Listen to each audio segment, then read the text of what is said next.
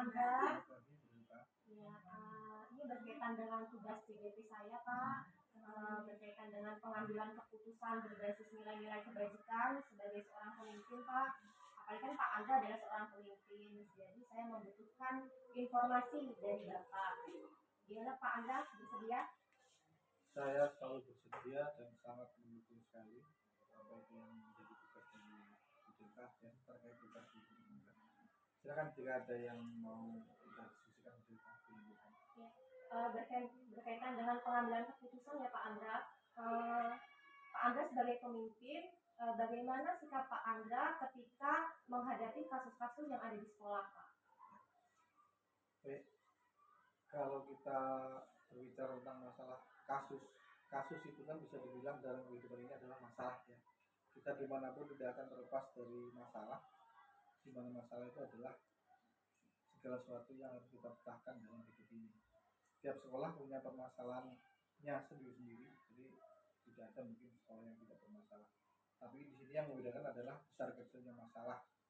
Di mana masalah juga saya mengutip dari Pak Gus Dur, masalah itu ada dua. Jadi masalah yang bisa dipecahkan, artinya ada jalan keluarnya. Dan yang kedua masalah yang tidak ada jalan keluarnya. Artinya tidak ada jalan keluarnya ini tidak perlu kita pecahkan, mungkin secara alami itu adalah bagian dari kehidupan manusia. Nah, untuk memecah masalah di sini tentunya ada kalau kita lihat mungkin ada masalah yang harus segera dipecahkan dan ada juga masalah yang mungkin kita pecahkan dengan cara ya sambil melalui proses pembelajaran di sekolah. Nah, inilah kita gimana peran dari top manager, saya sendiri sebagai kepala sekolah selaku top manager ini harus betul-betul bisa mengamati, pertama adalah melakukan pengamatan dan menganalisa masalah-masalah mana itu yang terpenting itu dipecahkan dan masalah-masalah mana yang itu dipecahkan bisa sambil berjalan tentunya.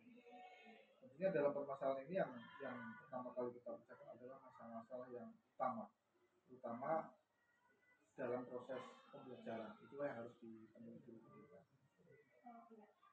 Baik Pak. Lalu Pak, langkah-langkah atau prosedur seperti apa Pak ketika Bapak menentukan keputusan gitu Pak?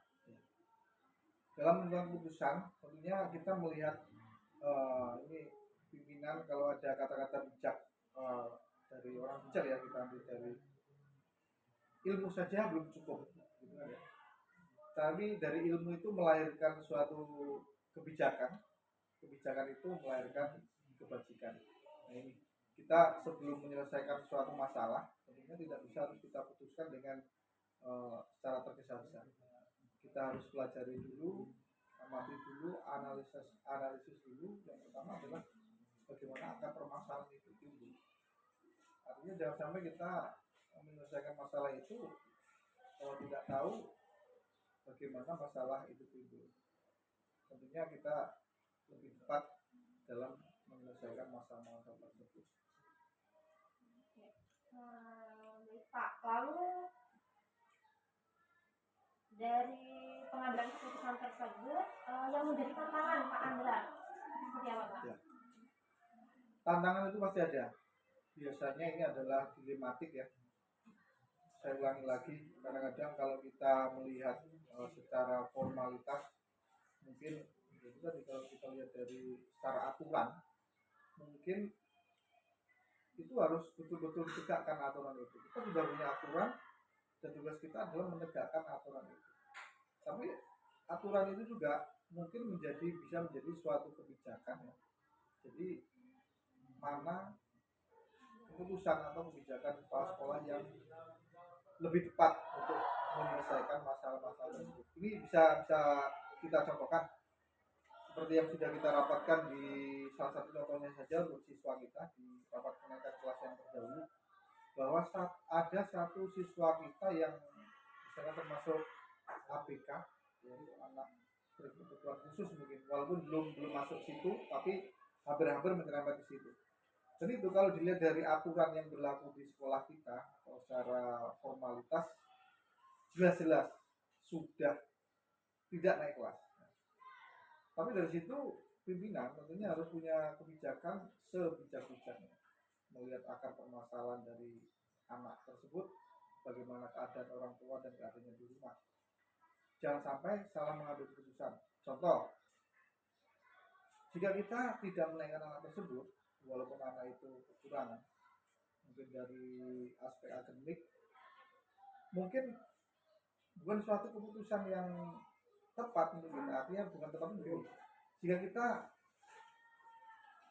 memberi keputusan tidak naik kepada anak tersebut, anak itu bukannya malah nanti bisa belajar mengulang dengan baik, tapi yang akan terjadi malah bisa terjadi dia akan putus sekolah. Kira-kira seperti itu. Nah, inilah dilematika dalam pengambilan keputusan yang betul-betul harus diputuskan secara bijak. Kalau kita tidak naikkan, dia tidak akan melanjutkan, bahkan bisa putus sekolah. Maka kewajiban 9 tahun program negara kita tentunya akan hilang, dan kita tidak menyesuaikan daripada program pemerintah tersebut.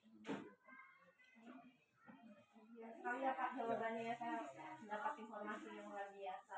Lalu ketika Bapak mengambil keputusan ini Pak, adakah jadwal tertentu gitu ya Pak, yang atau dibuat jadwal atau langsung diselesaikan? Tidak ada suatu kasus langsung penyelesaian itu langsung diselesaikan atau dibuat jadwal Pak?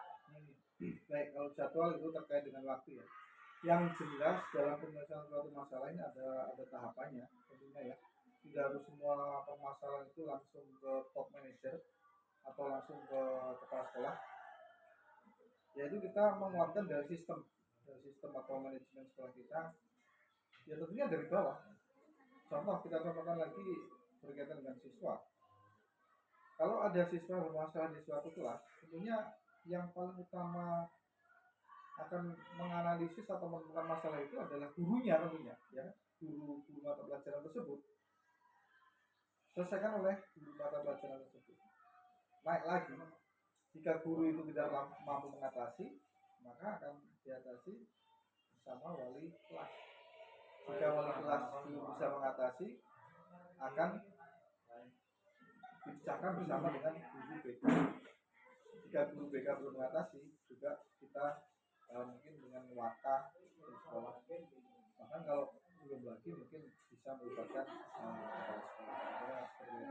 Artinya kepala sekolah dalam mengambil keputusan ini tidak sepihak, tapi melalui proses-proses tertentu. Proses tertentu dan lengkap dengan dokumen-dokumen siswa tersebut selama mengalami permasalahan tersebut di sekolah ini. Yang penting dokumen itu adalah bisa kita gunakan untuk memberikan keputusan apa yang tepat untuk anak. Lalu selanjutnya nih Pak, dari yang Bapak sampaikan tadi Pak, pembelajaran yang dapat dipetik dari pengalaman Bapak sebagai kepala sekolah ini ketika mengambil keputusan itu seperti apa? Ya, kembali ke awal. Saya mengutip selalu dari kata-kata orang bijak, ilmu yang tinggi saja tidak cukup. Ilmu itu hanya merupakan bekal. Dari ilmu turunlah menjadi kebijakan. Dari kebijakan itu maka menghasilkan kebajikan. Jadi kira-kira kita sebagai top manager, sebagai pimpinan, sebagai kepala sekolah di sekolah, tentunya tidak bisa memutuskan segala sesuatu itu secara kulit-kulitnya saja. Jadi betul-betul kita harus bisa memberikan keputusan yang sebijak-bijaknya untuk memutuskan tentang suatu hal. Dari ilmu kebijakan lalu akan melahirkan nilai kebajikan, Ya, seperti itu ya Pak Andra ya. Ya terima kasih ya Pak Andra, luar biasa sekali. Ketika saya meminta informasi ke Pak Andra, saya banyak sekali manfaatnya. Informasi yang saya dapatkan ini banyak sekali ya Pak Andra. Terima kasih kepada Pak Andra. Doakan semoga saya lulus CGP dengan nilai yang baik, yang terbaik, dan suatu saat nanti bisa seperti Pak Andra. Ya, amin. Kembali lagi, tugas guru maupun tugas pimpinan itu bukan hanya mengajar, menularkan ilmu, tapi yang terpenting adalah memberikan inspirasi dan motivasi. Nah, ini adalah mungkin motivasi saya kepada Anda. Yang jelas saya doakan semoga tugasnya berjalan dengan baik dan lancar, cepat dalam proses pembelajaran, mendapat nilai yang baik sehingga dapat lulus dengan sukses mencapai tujuan besok. Terima kasih ya Pak.